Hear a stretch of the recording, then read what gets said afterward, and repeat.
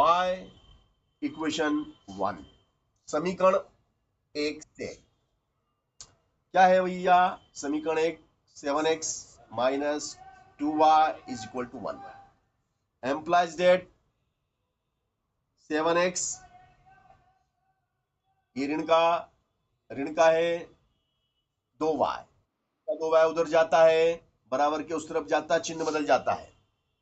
Minus के 2y का हमने ट्रांसफर करा बराबर के उस तरफ, तो चूंकि माइनस का था तो प्लस का हो गया, प्लस आगे लिखते नहीं है, प्लस आगे कभी नहीं लिखा जाता, प्लस रहता है, कॉमन सेंस वाली बात है। और ये प्लस का है, मतलब प्लस का लिखते नहीं, आगे देता है, तो ये प्लस का एक उठ के यहाँ आ जाएगा, तो ये ऋण का हो गया। ये बन गई समीकरण आपकी, बन गई 3। इसको नाम दे देंगे आप समीकरण 3। समीकरण 3 का मान क्या है? ये है 2y, 2y बराबर क्या? 7x minus 1। This is equation 3। अब भाई साहब ये जो समीकरण 3 बनी है, समीकरण 1 से बनी है। 3 का निर्माण 1 से करा है, 3 का जन्म 1 से हुआ है। अब हम बात करेंगे समीकरण 2 की। समीकरण 2 से, समीकरण 2 क्या कहती है? जो कहती है उसको हम सुनेंगे। ये कितना है? कितना है ये? 4। 4 दूंगा, 4 को मैं लिख दूंगा 2 गुणित 2, 2 गुणित 2, 2 गुणित 4 बराबर 15।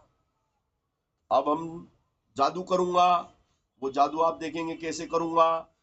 ये 2y, इस 2y की जगह, इस 2y की जगह ये पूरा ब्रैकेट लिख दूंगा।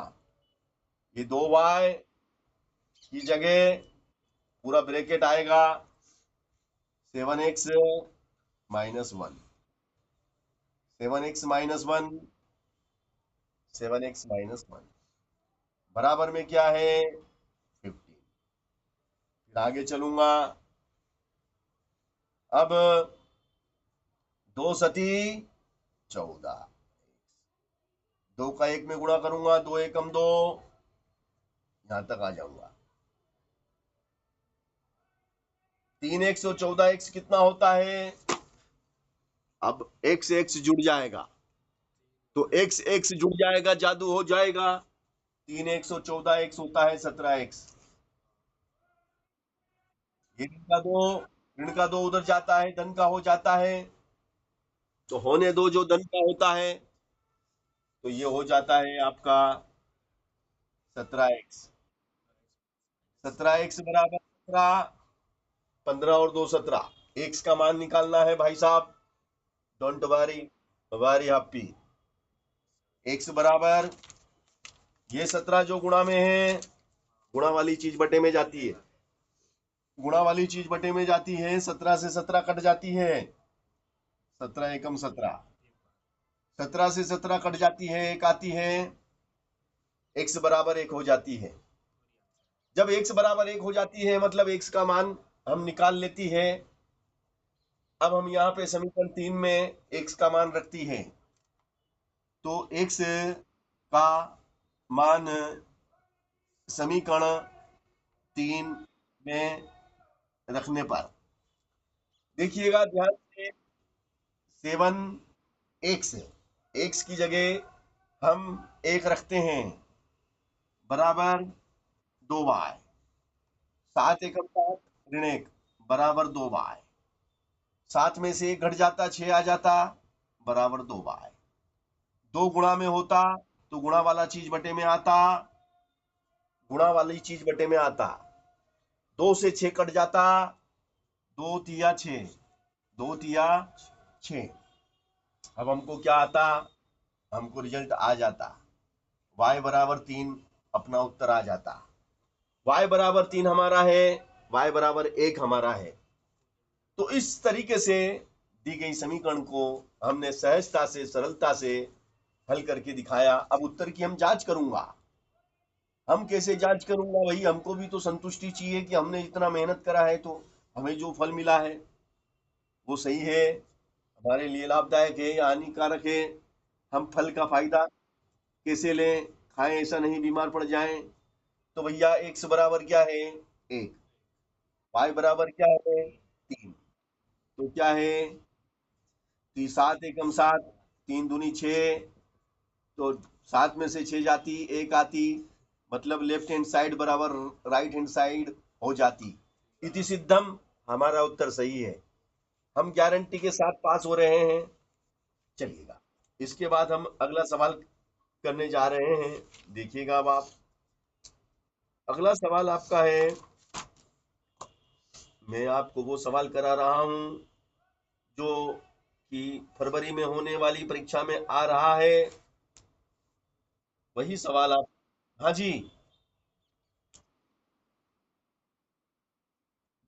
तो बता दूंगा ना बेटा, तू तो बोल ना, तू बोल सवाल क्या है, बोल।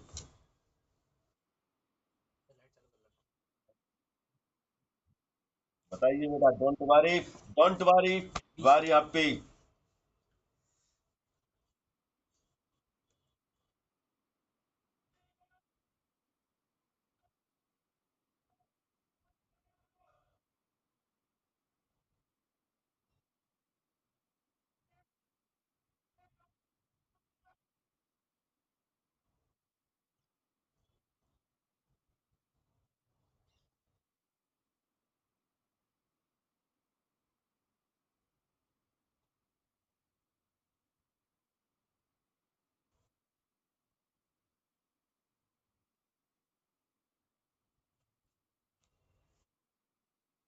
हाँ बोलो बेटा।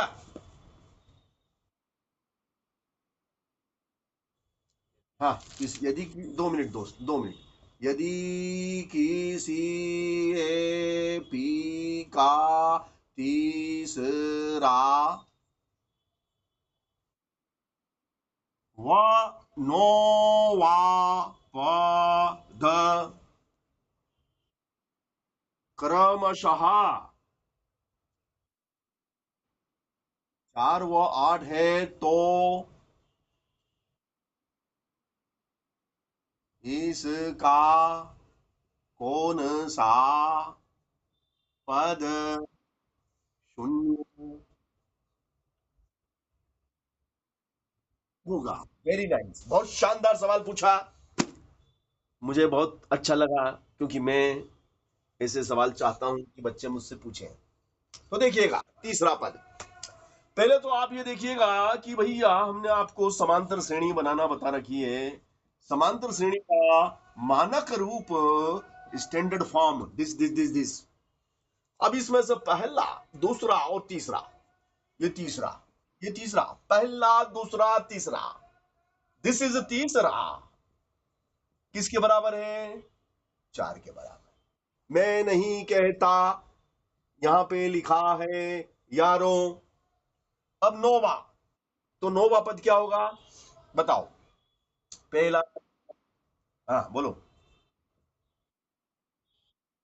Very nice, very very nice, this is विलोपन विधि। विलोपन विधि से यहां लिख देंगे घटाने पर, घटाने पर, ये ऋण का हो गया, ऋण का हो गया, ऋण का हो गया, कट गया, ऋण का 8, ऋण का 8 डी, धन का 2 डी, बचेगा ऋण का 6 डी, ऋण का 8 धन का 4, तो ऋण का 4 कट गया, कट गया, 4/6 आ गया, 2 से कट गया, 2 से कट गया, 2 बार 3 बार, डी बराबर हो गया 2/3, डी बराबर हो गया, डी बराबर हो गया 2/3। No problem, no problem.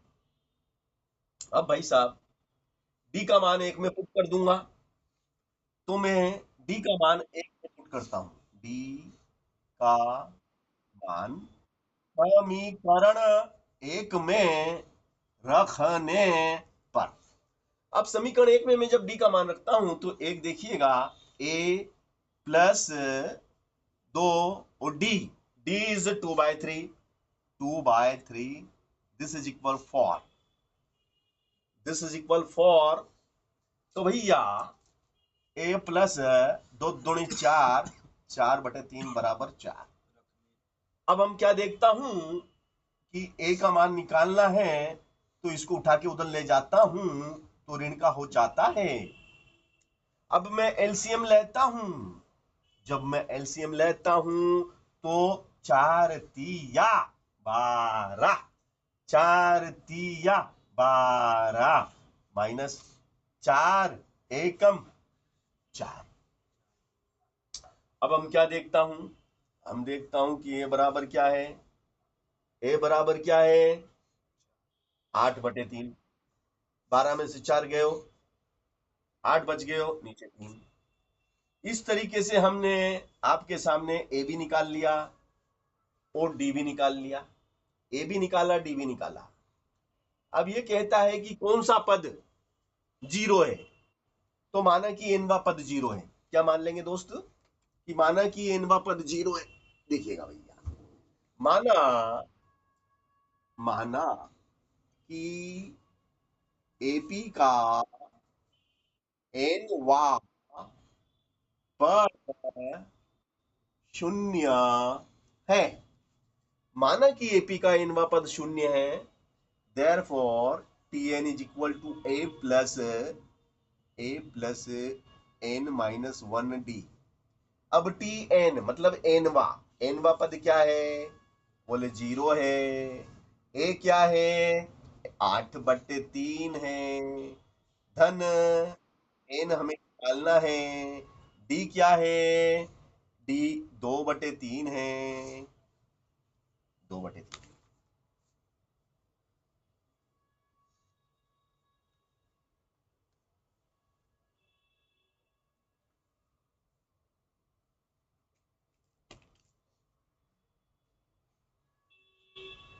ये उठ के इधर आएगा तो ऋण का 8/3 बराबर n-1 गुणित में 2/3, है ना भैया।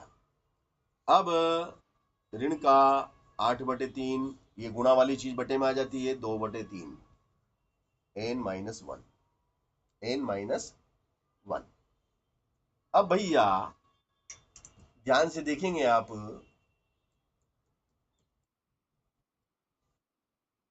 अब इसको आप ध्यान से देखेंगे तो आप क्या देखेंगे, -8/3 उलट गुणित में 3 ऊपर चला गया, 2 नीचे आ गया, माइनस से माइनस कट गया, 2 से कट जाएगा, 2 चौक 8 बराबर n-1।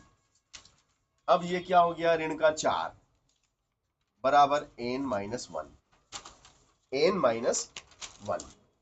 अब देखिएगा -4 बराबर n-1, माइनस का 1 ऊपर आएगा तो प्लस का 1, तो n बराबर क्या -3, n बराबर क्या आ गया माइनस। तो अब हम यहाँ क्या करेंगे कि ऋण चिन्ह की उपेक्षा कर देंगे, ऋण चिन्ह की उपेक्षा करने पर n बराबर 3, क्या उत्तर कितना आ रहा है आपके उसमें देखो ना। क्या ये प्रश्न कहां से लिया आपने, हाँ तो टीचर ने दिया ना, तो n बराबर -3 है, तो यहाँ पे आप लिखेंगे, यहाँ लिखेंगे ऋणात्मक चिन्ह की उपेक्षा करने पर, ऋणात्मक चिन्ह की उपेक्षा करने पर n बराबर 3, पदों की संख्या कितनी है, पदों की संख्या 3 है, पदों की संख्या कितनी है 3। अब उत्तर की जांच करके देखते हैं अपन, उत्तर की जांच करते हैं, देखें 3 आता है कि नहीं आता। उत्तर की जांच कर लेते हैं अभी। भाई पहला पद क्या था आपका 8/3, है ना, पहला पद 8/3, दूसरा पद 2/3, है ना, है ना 2/3, है ना। तो 8/3 दूसरा पद तो a+d, तो 2/3 तो 10/3 हो गया, फिर 12/3 है, तो 12, है ना। तो तीसरा पद, तो फिर यार तीसरा पद, तो कितने पदों की संख्या, तो यार मिस्टेक हो रही है यार दोस्त यार। फिर ऋण के 3 कैसे आए, मान लो 2 कम करेंगे तो 6/3, फिर 2 कम करेंगे 4/3 होंगे।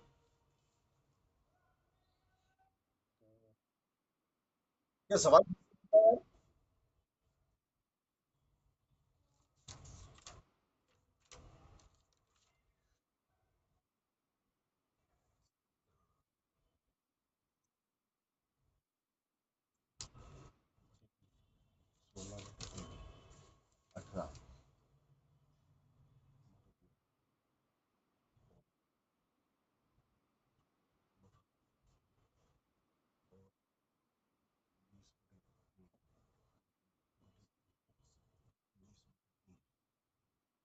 दूसरा तीसरा ऊपर छठवा सातवां आठवां नौवां तो 3 8 8 तो 2 तीसरा पद तीसरा 9 तो फिर आपने करा है ना। तो पदों की संख्या निकालना है कि पदों कितने पदों की संख्या जीरो होगी। तो कितने पदों की सुनो, मानो कि इन पदों की संख्या जीरो होगी, मानो कि इनका पद जीरो है ना। तो ए 8/3 प्लस एन -1 और बी कितना है 2/3 है ना। तो भैया ये उठ किधर आएगा, तो ये तो ऋण का हो जाएगा, तो ऋण का तो करा, फिर ये ऋण का 4 आ गया, फिर ऋण का 4 में ऋण का 1 तो ऋण 3। ऐसी कोई श्रेणी नहीं होगी यार बेटा, क्या क्या सुनो है, मतलब इसके पदों की, इसके इसमें इसमें कितने, मतलब क्या प्रश्न क्या है, कितने, क्या प्रश्न क्या है आप। हाँ,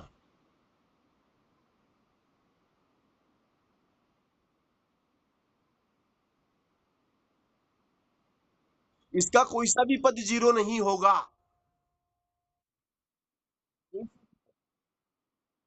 देखो मैं बताता हूँ, देखो भैया, यहाँ 6/3 है ना। आगे चले, इधर चलते हैं अपन ऋणात्मक, 6/3, 4/3, फिर 2/3, फिर 2/3, फिर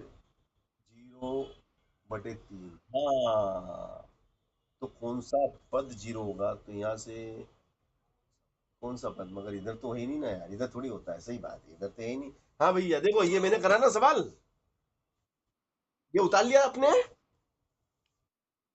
तो यहाँ लिख देना, यहाँ तक तो, यहाँ तक लिखिए ना, n बराबर -3 है ना, n बराबर -3।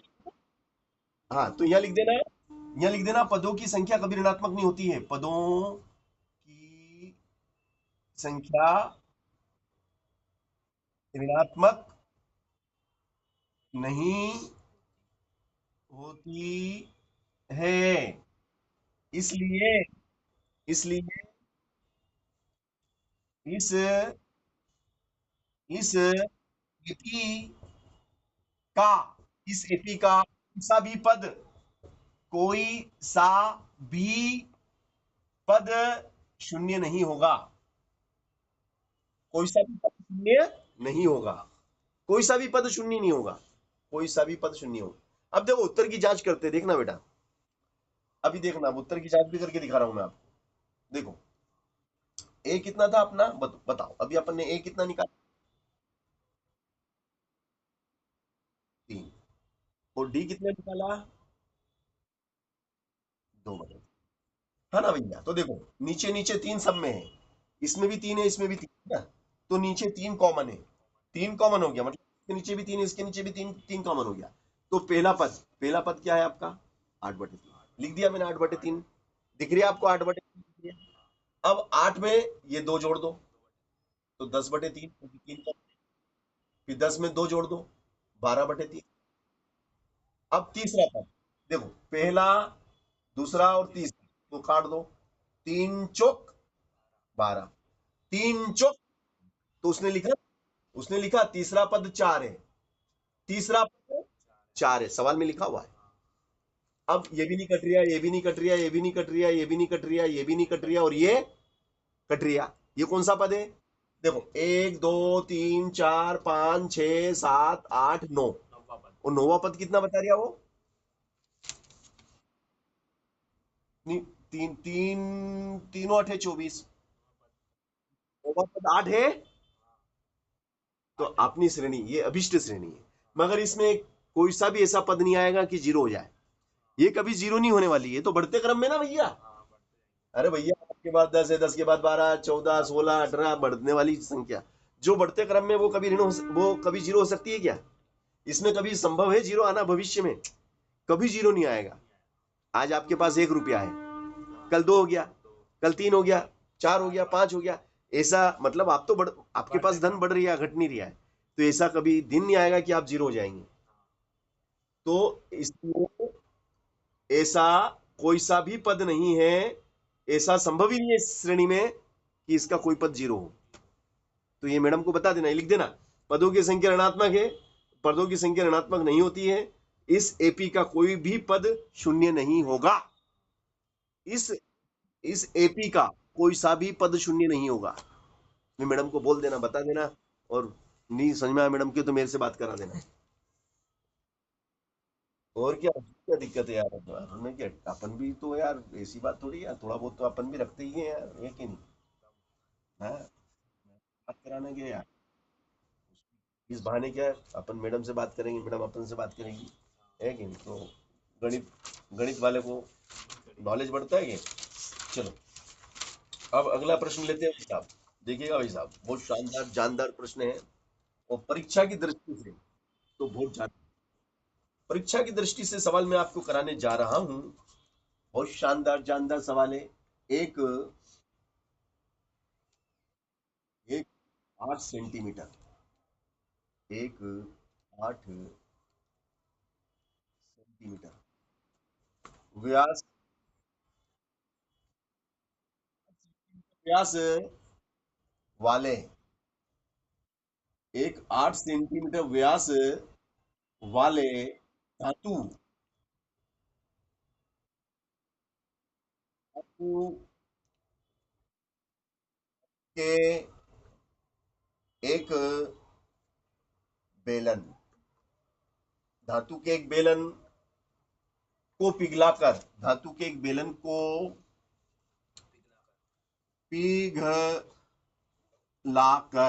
पिघलाकर, धातु के एक बेलन को पिघलाकर 12 सेंटीमीटर व्यास वाले, 12 सेंटीमीटर व्यास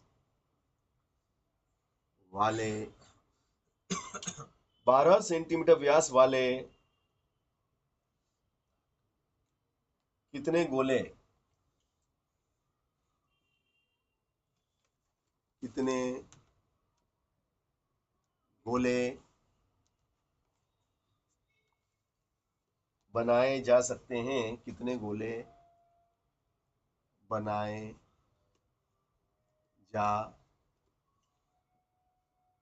सकते हैं, कितने गोले बनाए जा सकते हैं जबकि बेलन की ऊंचाई 90 सेंटीमीटर है, जबकि बेलन की ऊंचाई 90 सेंटीमीटर है। देखो भैया,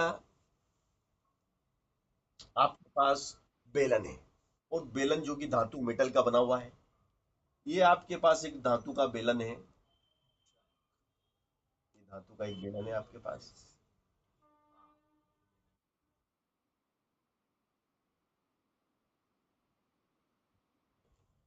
धातु का बेलन है।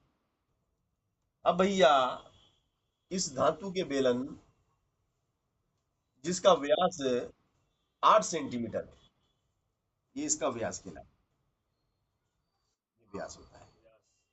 व्यास जो कि 8 सेंटीमीटर है, व्यास कितना है? व्यास 8 सेंटीमीटर है, और व्यास का आधा त्रिज्या होता है, और त्रिज्या हो जाएगी 4 सेंटीमीटर, त्रिज्या हो जाएगी 4 सेंटीमीटर। Okay, yes. अब धातु के एक बेलन को पिघलाया, वो पिघला, हाँ भाई, बेलन की ऊंचाई भी तो दी है 90 सेंटीमीटर, ये इसका सेंटर, और ये सेंटर, इस सेंटर के बीच की दूरी, ये ये क्या कहलाती है? ये एच, इसको हम एच कहते हैं, ये हमारा एच है। एच बराबर कितना? 90 centi, h is 90 centimetre, r is 4 centimetre. अब भाई साहब, ये कहता है कि धातु के बेलन को पिघला के गोले बनाए, छोटे बनाए हमने। ये धातु का सॉलिड बेलन है, भरा हुआ बरियल है, इसको पिघला के हमने छोटे छोटे गोले बनाए, ऐसे छोटे छोटे बनाए। अब जो गोले हमने बनाए हैं, उस गोले का जो व्यास है ना, 12 सेंटीमीटर व्यास वाले कितने गोले बनेंगे? 12 सेंटीमीटर व्यास वाले कितने गोले बनेंगे? ये व्यास, व्यास कितना है गोले का? गोले का व्यास 12 है। 12 का आधा करो, 12 का आधा 6 सेंटीमीटर, क्योंकि व्यास, व्यास का आधा त्रिज्या होता है भाई साहब, व्यास का उसका आधा त्रिज्या होता है, नोट कर लीजिए। अब जो गोला बनाया, गोले जो आप बना रहे हैं, वो गोले 12-12 सेंटीमीटर व्यास के गोले हैं। तो भैया जो 12-12 सेंटीमीटर व्यास के गोले आप बना रहे हैं, है ना, तो अब ये फोन किसका फोन है यार ये? अरे यार मेरे दोस्त का फोन है, कोई बात नहीं, बाद में बात करेंगे, होती रहती। दिख तो रहा ना बेटा, वंश तेरे को दिखाई दे रहा है? Yes yes yes yes. तो देखो, 12 सेंटीमीटर व्यास वाले कितने गोले बनेंगे? तो व्यास का आधा त्रिज्या तो 6 सेंटीमीटर होगी, ठीक है, यस। अब भैया हमें गोलों की संख्या निकालना है, मतलब नंबर, नंबर ऑफ गोले, एन, एन फॉर नंबर, संख्या। तो ऊपर लिख देंगे बेटा बेलन का आयतन, बेलन का आयतन। नीचे बेटा, नीचे आ जाएगा आपका गोले का आयतन, गोले का आयतन, है ना। ऊपर लिख दिया आपने बेलन का आयतन, और नीचे लिख दिया आपने गोले का आयतन। तो देखो एन बराबर, है ना, एन बराबर। अब बेलन का जो आयतन होता है आपको मालूम ही है, बेलन का आयतन क्या होता है? बेलन का आयतन होता है पाई आर स्क्वायर एच। तो बेलन की त्रिज्या को अपन मान लेते हैं R1, बेलन की त्रिज्या को R1 मानते हैं, और गोले की त्रिज्या को R2 मान लेते हैं। क्योंकि आर आर बोलेंगे तो कंफ्यूज होते हैं कि किसको, आर किसका, क्योंकि दोनों अगर आर हैं तो फिर कंफ्यूज होते हैं। तो R1 is cylinder, R2, R2 is sphere. अब गोले का आयतन क्या होता है भाई साहब? गोले का आयतन होता है 4/3 पाई R2 क्यूब। R2 4/3 पाई R2 क्यूब, ये हमने लिख दिया, ठीक है। यहां तक आगे बिल्कुल आगे, पास हो गए, बिल्कुल हो गए। पाई ने पाई को खत्म कर दिया, पाई से पाई कैंसिल। अब देखिएगा भाई साहब एन बराबर, एन बराबर भाई साहब देखिएगा, ये नीचे का 3 है ना, उलट गुणित में ऊपर चला गया, ये 4/3 में नीचे का 3 तो ऊपर चला गया, ऊपर हो गया आपका R1 का स्क्वायर और एच, और नीचे, नीचे क्या है? नीचे हो जाएगा 4R2 क्यूब, 4R2 क्यूब। आगे बिल्कुल आगे भाई साहब। अब इसके आगे की गणित बिल्कुल बताएंगे, गणित देखिएगा। वन, R1 बताइएगा, R1 भाई साहब कितना था? यहाँ पे R1 बराबर 4 था, R1 की जगह 4 क्यों क्या लिखा हुआ है? व्यास, बेलन का व्यास, बेलन का व्यास 8 है, तो उसका आधा त्रिज्या 4, तो R1 की जगह 4 आ गया, इसकी घात 2 हो गई, और एच, एच कितना बेलन का? 90 डिग्री, 90 डिग्री है भाई साहब, और नीचे 4 है। R2, R2 कतरो, R2 अतरो, अतरो, तो 6 की घात हो गई 3। अब हम क्या करेंगे? हवन करेंगे। तो देखिएगा, अब भाई 4 की घात 2, तो 4 गुणित 4, गुणित में 90, और नीचे, नीचे देखिएगा 4 गुणित 6 को हम 3 बार लिखेंगे, 6 को हम 3 बार लिखेंगे, बिल्कुल लिखेंगे। 4 से 4 कट गए हो, कट गए हो। अब 3 से 6 कट गए हो, 2 बार कट गए हो। 3 से 6 2 बार कट गए हो। 2 से 4 2 बार कट गए हो। 2 से 4 2 बार कट गए हो। फिर 2 से 6 3 बार कट गए हो। फिर 3 से 9 3 बार कट गए हो।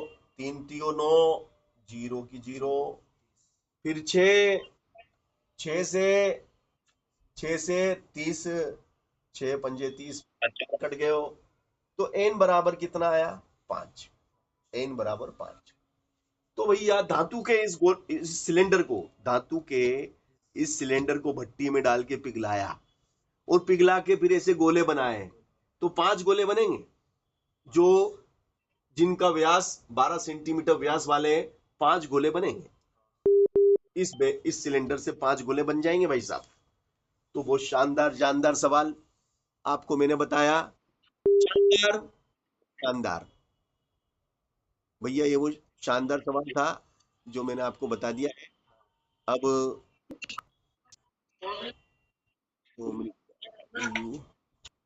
दिख रहा भैया? दिखाई? Hello, very good very good very good. हाँ बेटा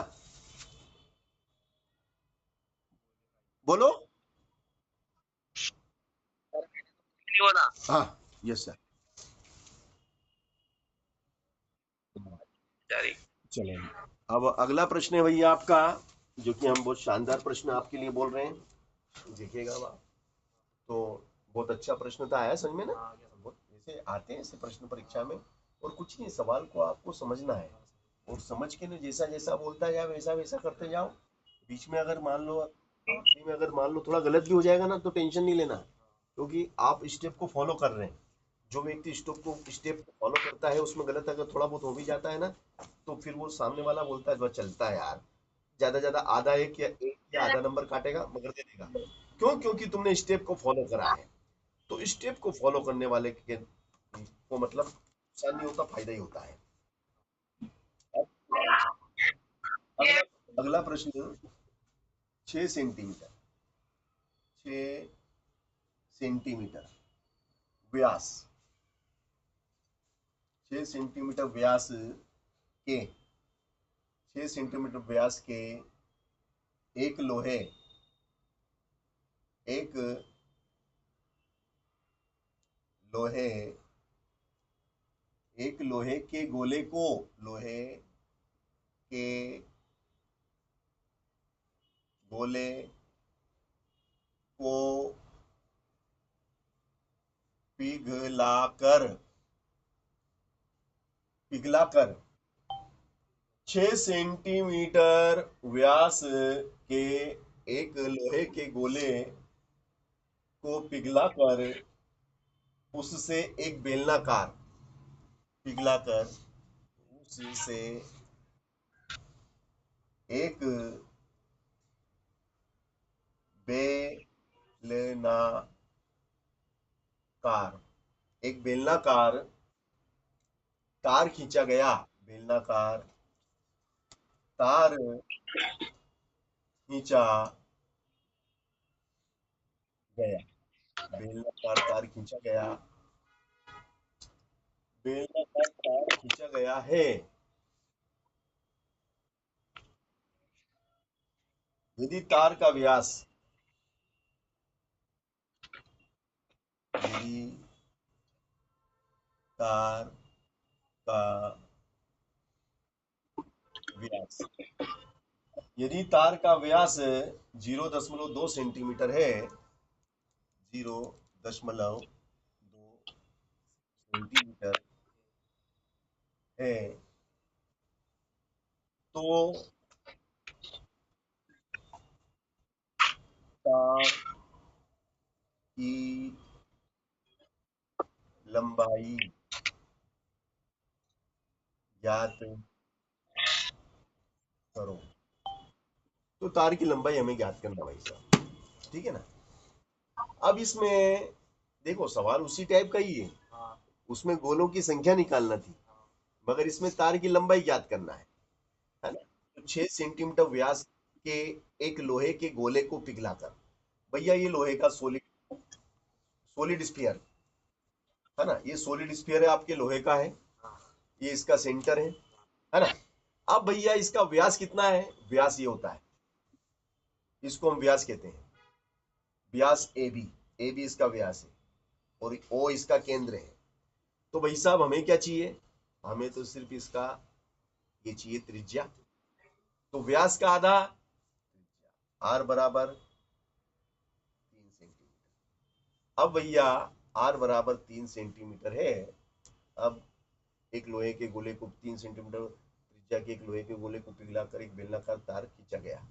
अब इसको हमने पिघलाया और पिघला के इसके तार बनाए, क्या बनाए हमने, तार। अब लोहे के तार बनेंगे, तो जो तार हम बना रहे हैं, अब वो तार आपने देखा होगा कैसा होता है, बेलनाकार तार, बेलनाकार होते हैं, है ना। तो भैया ये हमने तार बनाया, ये तार,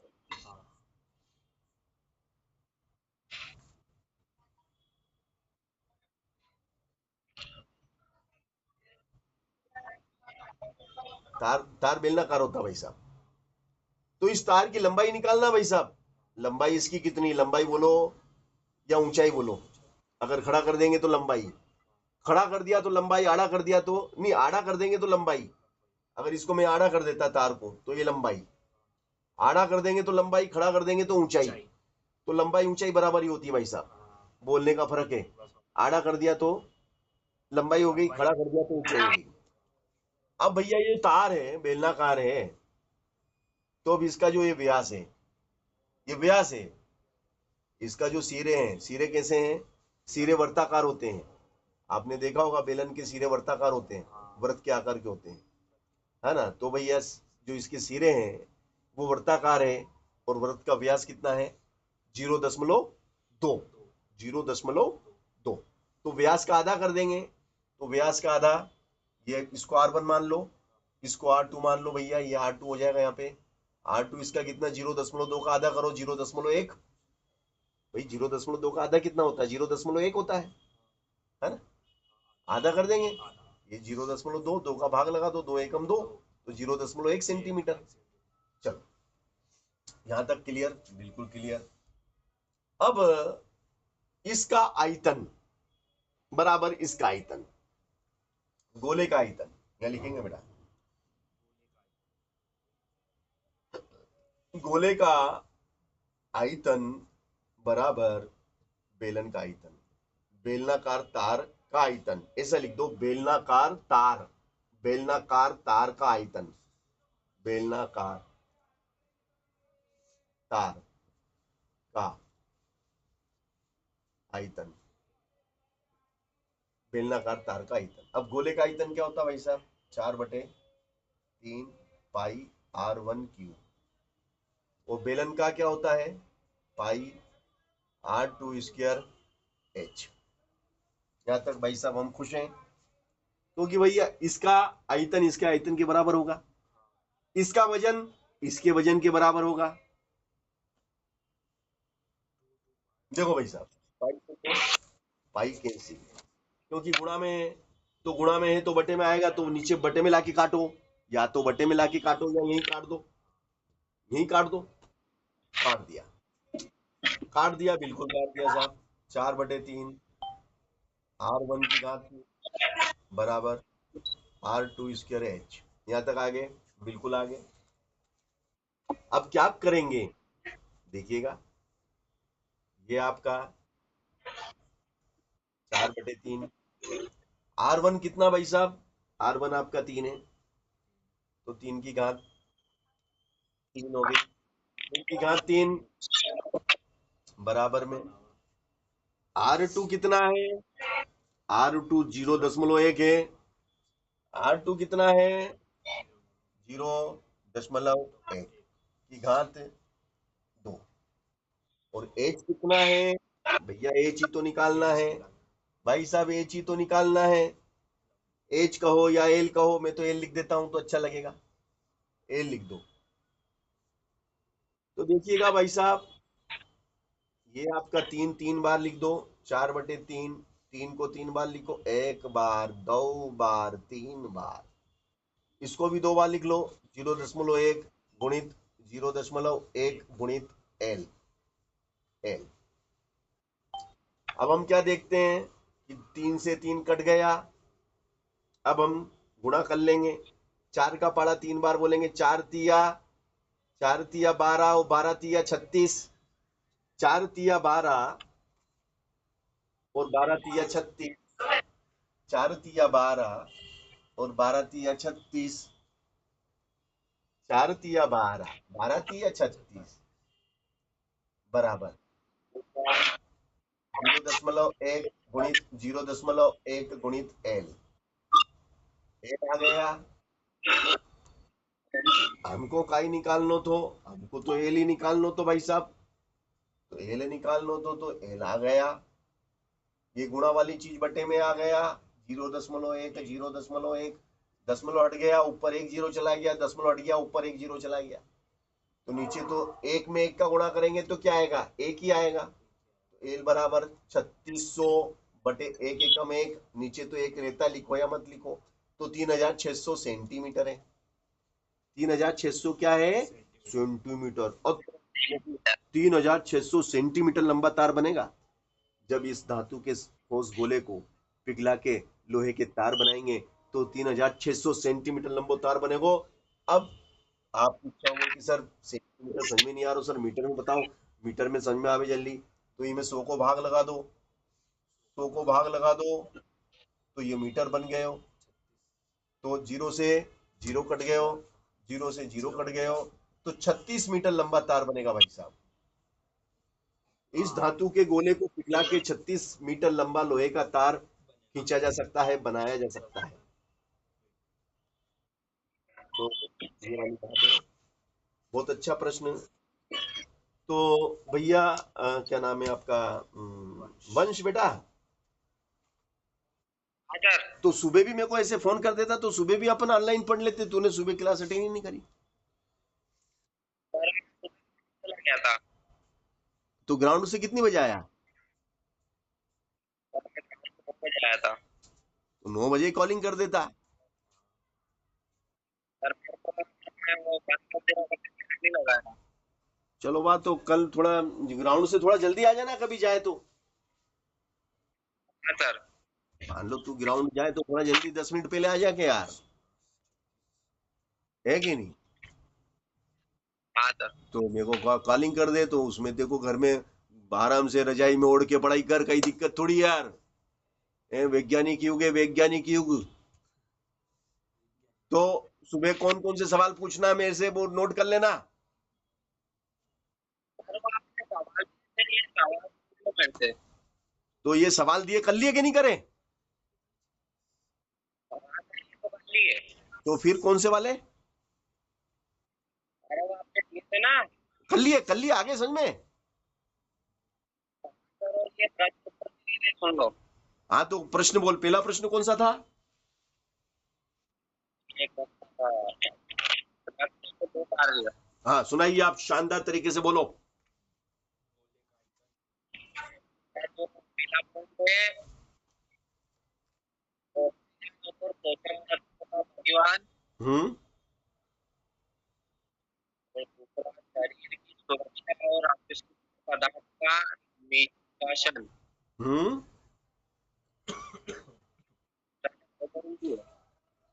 अच्छा, और फिर नेक्स्ट क्वेश्चन बोलिए आप। रक्त घटक, हाँ बताइए, रक्त के घटक बताइए आप। पहला है प्लाज्मा, दूसरा लाल रक्त कोशिकाएं और तीसरा श्वेत रक्त कोशिकाएं। हम्म। और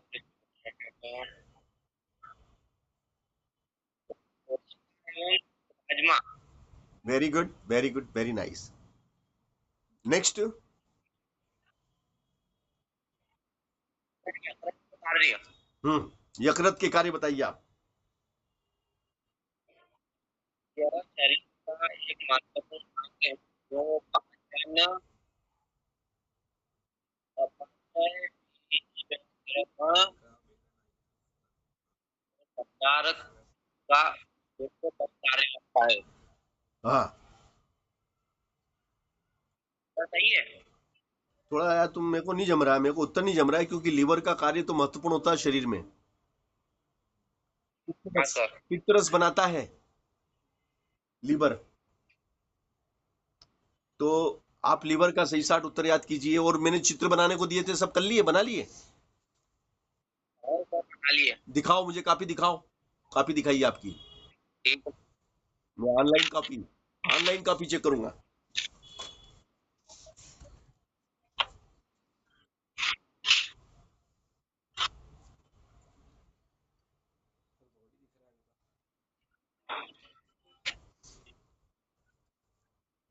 ये देखो आप वीडियो चालू करिए, आपका वीडियो वीडियो वाला नीचे ऑप्शन आता है। सर, वीडियो चालू कर दिया। तो मैंने बंद कर, 2 मिनट यार, मैंने सॉरी सॉरी सॉरी, मैंने इधर बंद कर रखा था। यस यस यस, सही कह रिया तू, मैंने बंद कर रखा था ना यार। अरे वाह यार, तो ये वेरी गुड। परिपथ का चित्र है। अरे वाह यार, यार वाकई में बनाते हो यार, पेंटर हो तुम, बहुत शानदार। और सर ये मानव उदाहरण। हाँ, मानव लिंग निर्धारण भी शानदार बनाया, बहुत शानदार, अच्छा बनाया। और सर ये मानव वर्ण उत्पादन। विक्षेपण प्रिज्म बना दिया, बहुत बढ़िया, बहुत बढ़िया, काबिले तारीफ। और तंत्रिका तंत्र बनाया। सर ये मानव का वो। हाँ, पाचन संस्थान का मानव पाचन तंत्र, बहुत बढ़िया, बहुत बढ़िया, हाँ बहुत बढ़िया। सर, ये दिल। अरे बहुत बढ़िया भाई, दिल तो खास है हमारे शरीर का सबसे महत्वपूर्ण अंग। क्योंकि भैया, बिल्कुल सर। बिल्कुल बिल्कुल। और तंत्रिका तंत्र, सर ये चुंबकीय रेखा। हाँ चुंबकीय रेखा है, बहुत बढ़िया, बहुत बढ़िया।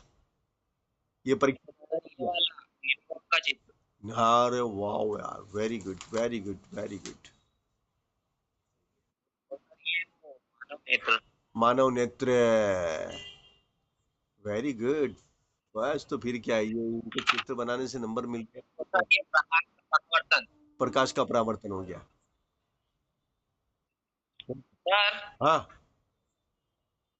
वो मेरे को दो देते थे, कौन से हैं? तो मैं बताता हूँ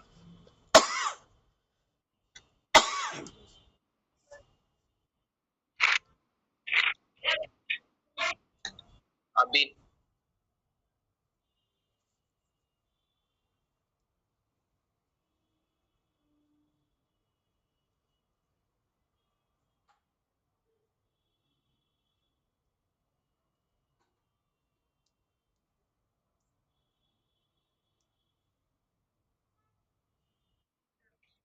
बोलूं? हाँ बोलिए।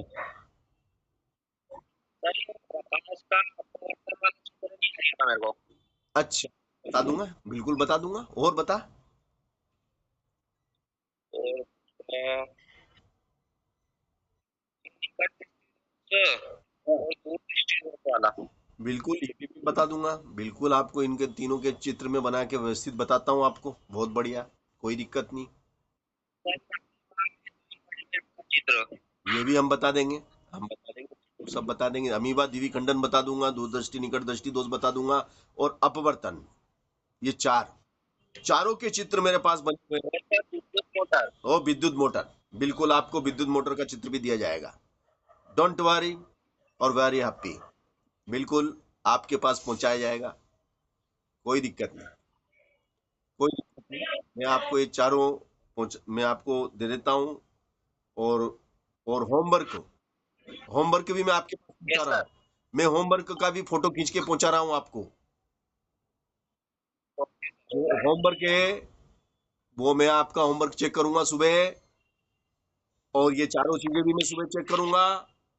आपको सुबह हाँ सुबह जल्दी आ जाना है, अगर आप ग्राउंड में जाते हैं तो जल्दी आएंगे। और ओके। 9:45 8:30 बजे तक आप क्लास अटेंड कर लेंगे, 8:30 बजे तक की क्लास आप अटेंड करिए, मुझे कॉलिंग कर देना, कॉलिंग कर देना। Don't worry, don't worry very